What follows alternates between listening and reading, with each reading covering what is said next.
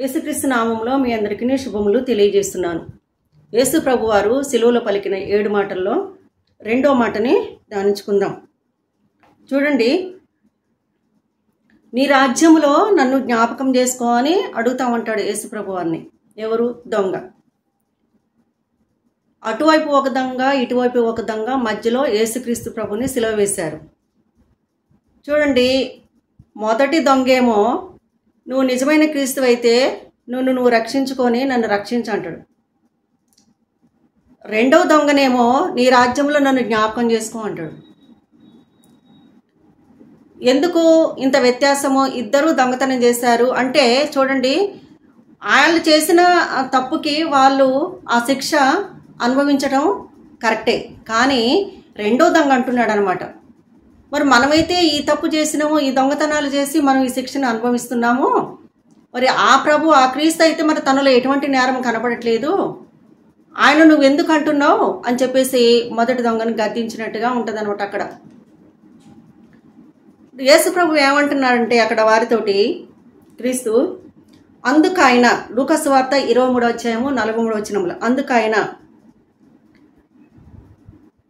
వానితో నేడు నీవు నాతో కూడా పరదైసులో ఉందవని నిశ్చయముగా నీతో చెప్పుచున్నాను నేను.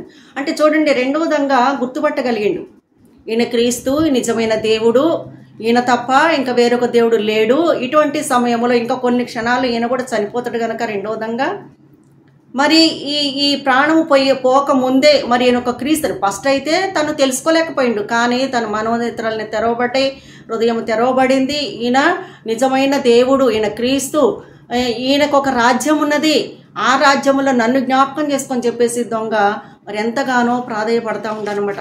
ఆ చివరి స్టేజీలో, చివరి క్షణాల్లో చూడండి, మరి ఎంత పాపి అయినా చివరి దినాల్లో అంటే నీకు అవకాశం వచ్చింది, తనకు అవకాశం అప్పుడు వచ్చింది, కానీ తనేమన్నాడు, మరి వెంటనే నాతో కూడా నీవు నాతో కూడా పరదైసిలో ఉందువు అని చెప్తాడు అనమాట. నిశ్చయముగా అని అంటే చూడండి, నిశ్చయముగా ఇప్పుడే నాతోటే నేను తీసుకెళ్తా అని చెప్పేసి దేవుడే తనకి మరి ఒక అభయం ఇస్తున్నాడు. చూడండి, పాపులను రక్షించడానికే కదా ఈ లోకాలకు వచ్చింది ఆ క్రీస్తు కదా. అగ్నిలో నుండి కొందరిని లాగినట్టు లాగమని చెప్తా ఉంది వాక్యము, పాపుల కోసమే మరి వచ్చినట్టుగా చెప్తుంది. 1 తిమోతి 1:15లో. ఏది ఏమైనా ఈయన ఒక దొంగగా అని ఏ దొంగతనాలు చేసిండో, డబ్బు దొబ్బకొచ్చిండో, బంగారం దొబ్బకొచ్చిండో తెలియదు, కానీ ఒక దొంగగా ముద్ర వేసిండు కనుక, పట్టుబడ్డాడు కనుక, వారిని కూడా సిలువ వేశారు కనుక, మరి ఇది చివరి స్టేజీ, మరి రేపు చనిపోతే ఏంటి అనేది కూడా ఆయనకి ఒక అర్థమైందనమాట. ఆ చివరి గడిలో కూడా ఒక పశ్చాత్తాపం, నేను పాపినని గ్రహించిండు, తన పాపాలను ఆ శిలువలోనే ఒప్పుకున్నాడు. మరి తను కూడా ఇమ్మీడియట్లుగా నేడు నీవు నాతో కూడా పరదేశిలో ఉందో అని చెప్తున్నాడు. చూడండి, పరదేశిలో ఉందని అంత ఖచ్చితంగా చెప్తున్నాడు అనమాట. అంటే చూడండి, ఒక జోడు చేసుకొని, ఒక లింకు చేసుకొని తీసుకెళ్తా అని చెప్తున్నాడు. ఈ రోజున ఒక ఆత్మని ఆ చివరి స్టేజ్లో కూడా యేసు ప్రభు ఏం చేసిండంటే ఒక ఆత్మని రక్షించడానికి ట్రై చేసిండు. అంత బాధలో కూడా ఆయన ఆహారము, ఆయన పానీయము ఏంటది? ఆత్మల రక్షణ కొరకే ఈ భూలోకానికి వచ్చిండు, తన ప్రాణాన్ని పెట్టిండు కదా. తన ప్రాణాన్ని పెట్టడానికి అధికారం ఉంది, తన ప్రాణాన్ని తిరిగి తీసుకోవటానికి అధికారం ఉందని చెప్తా ఉన్నాడు అనమాట. ఇట్లాంటి దొంగలను కూడా తను క్షమించి నా రాజ్యములో నువ్వు ఉందువు, నిన్ను తీసుకెళ్తా, భయపడకు అన్నట్టుగా మాట్లాడుతూ ఉన్నాడు ఆ దొంగతోటి. చూడండి, దొంగ కూడా ఎంతో సంతోషపడ్డాడు అనమాట. ఈ చివరి స్టేజీలో మరి ఇంకా నాకు ఇంకే మార్గం లేదు, ఇక నేను నిజమైన దేవుడు, ఈయన తప్ప నన్ను మరి ఇక్కడ కాకపోయినా తర్వాతనైనా తనకు ఒక రాజ్యం ఉన్నది, అక్కడైనా నేను నెమ్మదిగా ఉండాలంటే ఆయన ఒక మాట పలికిండు అనమాట. ఆ మాటతోటే నిశ్చయముగా నేడు నువ్వు నాతో కూడా పరదేశంలో ఉందువు అనంటే చూడండి, 3.5 సంవత్సరాలు లోకంలో మరి ఎంతో పరిచర్య చేశారు కదా యేసు ప్రభు వారు. మరి నేను పరిచర్య చేసినప్పుడు, నేను మరి సువార్త ప్రకటించినప్పుడు, నేను బోధ చేస్తున్నప్పుడు నువ్వు రక్షణ పొందలేదు, నువ్వెందుకు మారుమనసు తీసుకోలేదు, బాప్తిసం తీసుకోలేదు, మారుమనసు పొందలేదు, ఇప్పుడు కుదరదు అని అన్నారా? అనలేదు. చూడండి, చివరి టైంలో కూడా ఆయన కూడా ఎంతో బాధలో ఉన్నారు. చేయని నేరానికి మరి సిలువ వేశారు. ఆయన ఒక దొంగగా, ఒక నేరస్తుడిగా చూస్తున్నారు.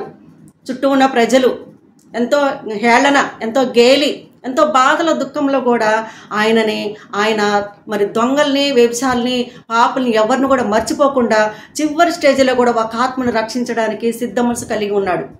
చూడండి, మరి మనమైతే మనకి అనారోగ్యంగా ఉంటే మేము పరిచర్య చేయలేము, పాట పాడలేము, మేము మందిరానికి వెళ్ళలేము, మేము సాక్ష్యం చెప్పలేము, మేము వెళ్ళలేము పరిస్థితిలో అని మనం సాకులు చెప్తాం. కానీ ఆ దేవాది దేవుడు ఏం చెప్తున్నాడంటే, అంత బాధలో కూడా నేడు నీవు నాతో కూడా పరదేశులు ఉండు, ఒక లింకు చేసుకొని, ఒక జోడి చేసుకొని తీసుకువెళ్ళాలని ఆశపడుతూ ఉన్నాడు అనమాట నిన్ను నన్ను ఈ రోజున.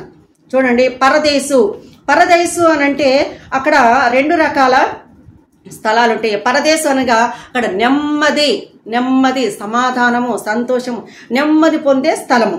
అక్కడ ఎవరు ఉంటారు? నీతిమంతులు ఉంటారు. విశ్రాంతి అనమాట. నెమ్మది అంటే విశ్రాంతి, లేక రెస్ట్ ఇంగ్లీష్లో కదా, రెస్ట్ తీసుకోవటం. నెమ్మది అంటే పరదేశంలో ఇంకా వేదనకరమైన స్థలం కూడా మరి పక్కనే ఉంటాయి. కానీ అక్కడ వారు ఇక్కడికి రావటానికి, ఇక్కడ వారు అక్కడికి పోవటానికి కూడా అక్కడ మరి మార్గం లేదనమాట. ఆ మార్గం మూయబడి ఉన్నది. ఇక్కడ చూసినట్లయితే గనక ప్రభు అంత బాధలో కూడా ఒక ఆత్మను రక్షించి ఉన్నాడు. దేవుని నామానికి మహిమ కలుగును గాక. చూడండి, మనమైతే ఎన్నో సాకులు చెప్తాం కదా, ఎవరికైనా ప్రార్థన చేయాలని వచ్చినప్పుడు అయ్యో ఇప్పుడు కుదరదని చెప్తాం. లేకపోతే ఎవరింటికైనా మరి గృహిణులకు ప్రార్థనకి వెళ్ళాలంటే అయ్యో నాకు టైం లేదు, నాకు పనిదేరు లేదని చెబుతాం.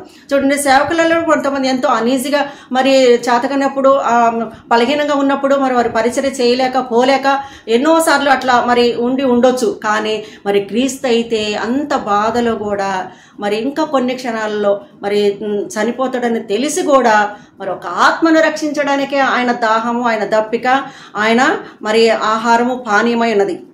ఒక ఆత్మను రక్షించడానికే, నశించిపోయే ఆత్మను రక్షించడానికే ఈ లోకానికి వచ్చి ఉన్నాడు కదా.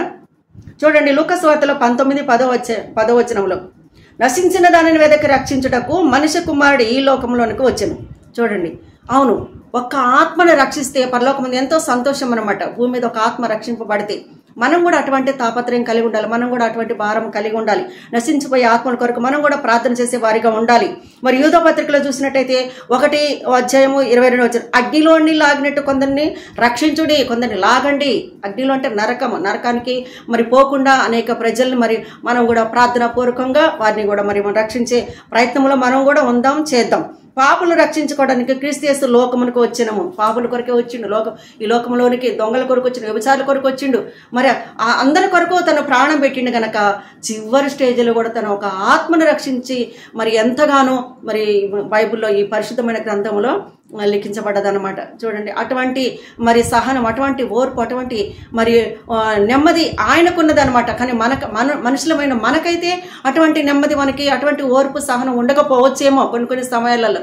కానీ మరి దేవుడు ఏం చెప్తున్నాడంటే, మనల్ని కూడా మరి ఒక ఆత్మను రక్షించే విధముగా ప్రార్థన చేయాలి, సాకులు చెప్పవద్దు అని చెప్తున్నాడు. మనం ప్రార్థన చేద్దాం, ఒక్కొక్కరి కొరకు ప్రార్థన చేసి మరి దేవుని యొక్క దీవెనలు పొందుకుందాం.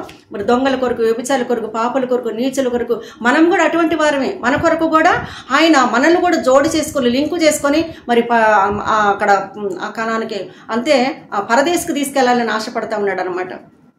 చూడండి, క్రేను చూడండి, ఓడలో మరి అంత హైట్లో ఉన్న ఓడలోకి సరుకులు ఎలా తీసుకెళ్తుంది? ఆ క్రేనుకున్న లింకుకి ఒక్కొక్క వస్తువు జత చేసుకొని అంత ఎత్తాటి స్థలంలో తీసుకెళ్ళి అందులో చక్కగా అమరుస్తూ ఉంటుంది అనమాట. చూడండి, ఎత్తాటి స్థలం అంటే పరదేశు. ఆ పరదేశుకి నిన్ను లింకు చేసుకొని, యేసుప్రభు తోడు చేసుకొని, జత చేసుకొని మరి అక్కడికి పైకి నన్ను తీసుకెళ్ళాలని ఆశపడతా ఉన్నాడు. చూడండి, అటువంటిప్పుడు మనకి ఏమైనా భయం ఉంటుందా? యేసుప్రభువే కరెక్ట్గా మరి పిలుచుకుపోని పోతుండో, ఆయనే మరి పక్క నుండి తీసుకెళ్తానంటే ఇంకే ఎంత ధైర్యం, ఎంత విశ్వాసము, ఎంత సంతోషము కదా. ఇటువంటి సంతోషము మనం కూడా పొందుకుందాం. ఇటు మరి మాటలు మనకును, మన కుటుంబాలకును, అనేక ప్రజలకు దీవెనకరంగా మలచబడును గాక. ఆమేన్.